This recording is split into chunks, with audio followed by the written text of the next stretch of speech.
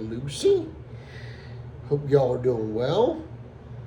I am going to do a pipe tobacco review this evening. First off, let's get it out of the way. A Roman olive wood Dublin with that beautiful pearl white inlay with that purple stem. It is absolutely gorgeous. This light in this room doesn't no justice whatsoever, but neither here or there, I tell you. I'm going to put a little more tobacco in this pipe though. So, let's get that done. Tonight we're going to be reviewing another tin out of the cellar that I've been pulling out of lately to try to just start enjoying the stuff that I've spent so much time waiting to enjoy. And tonight it will be a tin of Cornell and Diehl's Exhausted Rooster. And this tin is from 2019.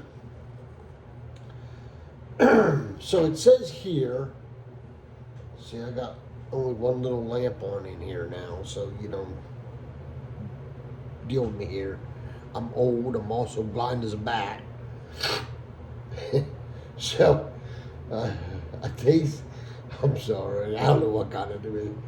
A tasty flake of Virginia, dark fired burleys, and a dash of Perique, blended especially for the 2008 Chicagoland pipe show, which it ended up going over quite well, so they made it a normal everyday offering. So I have to say that I have thoroughly enjoyed this tin. Now, I've never had a fresh tin, so I do not know what it tastes like fresh. I couldn't tell you. Will I be able to tell you? Sure, soon. Hopefully I can get one because I want to buy an 8-ounce tin so I can have some to put in a jar and put us away again. Pink lemonade, by the way. So when you pop this tin, I definitely get that burley. First, you get that burley to me, and then as it lingers, you get that real nice sweetness to it. But the sweetness also has like a dark fruit to it. Almost like a plum, apricot kind of. I know apricot's really not a dark fruit, but it just has that fruity note to it, which smells terrific, by the way.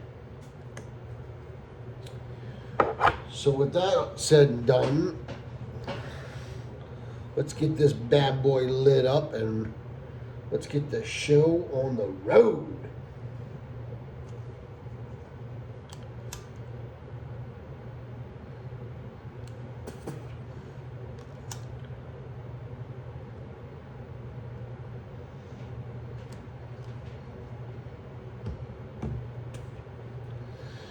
It is 16 degrees outside here, snowing still off and on. We got about 5 inches of snow today, maybe a little bit more. These last 2 days have been very, very tough for me. My furnace stopped working. Out of all times, my furnace stopped working. It was 18 degrees last night. I had no heat because they had to close Interstate 80 from a tractor trailer accident, which was crazy. The pictures I've seen from the crash were absolutely crazy. So the repairman couldn't make it, so I had to sleep with just space heater in the bedroom.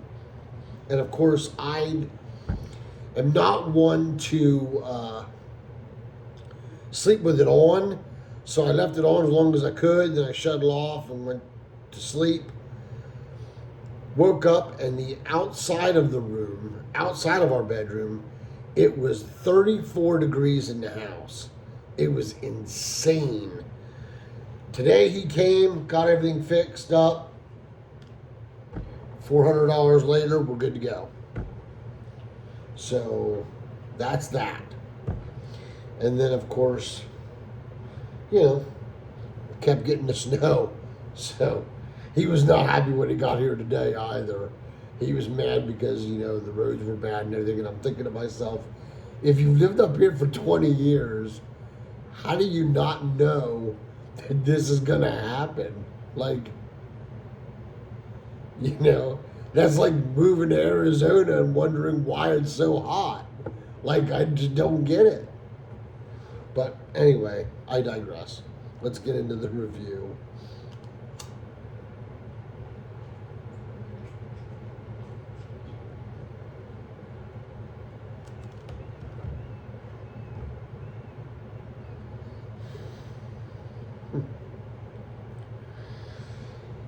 The first light, I get some of that, like a woody note to it. Like a woody, nutty note. No doubt dominantly from the Burleys. And then I get a little bit of that grass notes as well in it.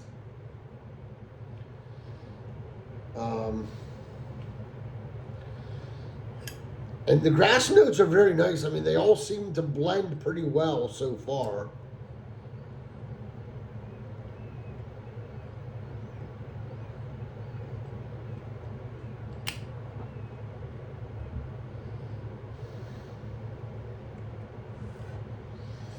The retrohales are fantastic on this blend. The retrohales, you get a real good dose of the spicy, tangy notes of the Perique, which I thoroughly enjoy in this blend. And the fruity note is definitely a little more dominant as well now. It's not something that's like overly sweet. It's not a aromatic sweet, if you will. It's just a really nice sweetness to the blend. I have smoked it in a cob, in a mortar, and in an olive wood. And I have to say that I have not been disappointed in any of the pipes that I've chosen, and different ones. The cob was the Fifth Avenue. The mortar was a poker. And of course, the olive wood is the Dublin. So, I mean, they've all been different a little bit, but they've all gave me really good smokes with this blend.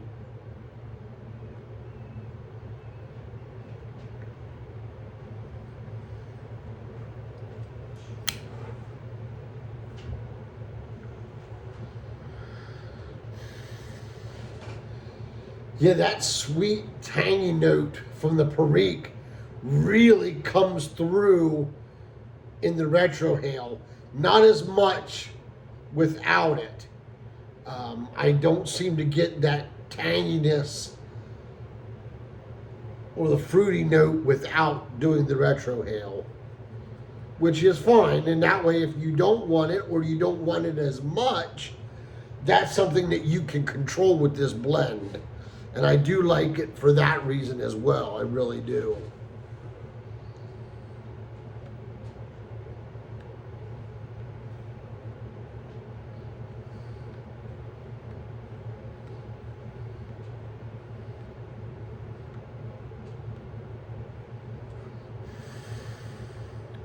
Let's see. The room note is pleasant to me. I I think the room note is really, really good because it's not something that is, the room note is not, it's got a little bit of that sweetness to it. So, I mean, it's not something that's going to wow everybody, but I don't think it's going to offend somebody that's remotely not easily to be offended, if that makes any sense. So I'm going to smoke this down a little bit and then we'll come back. Okay, we're back. We're about halfway down this bowl. I will say this as well. This is a blend that I would fold in stuff. Even if you're not a normal person that likes to do that with flakes, I very highly suggest you fold in stuff this blend, because what it does is it slows down the burn so much to where it helps you find those and enjoy those nuances that the blenders were meant for us to taste. Also, I would slow cadence down. Treat it as a Virginia. You know, you got a sipper. Just sipper. Nicotine, I would say low nicotine. There's really not anything really in there as far as nicotine goes. Flavor notes, you're still getting the sweet dark fruit. Let's see, what else do I have written down here? Well, really nothing's changed. The sweet dark fruit, the tangy perique notes, and a subtle woody note is what I'm getting in this. Let's see, did I miss anything on here that I did not share, that I wrote down? Nope, I didn't. Overall, now like I said, I have not had this blend new, so I'm going to have to order some because I definitely want to cellar more. So I'm going to order a new tin of it, and then what I'm going to do with it is smoke some of it immediately and do a review on a fresh tin, and then it's going to go into a jar and get put away. Because I definitely, unless it's really wow factor coming out of the tin fresh, which I do not believe it will be, this tin is definitely worth at least 3 to 5 years of age on it. This one's got a little more than that, obviously, but I think probably 3 to 5 you would still get the same amount. If not, it would be a little better at 3 to 5. I think at this point it's probably on the downside of, you know, age, but you just never know. And it also depends on your palate and how you enjoy it as well.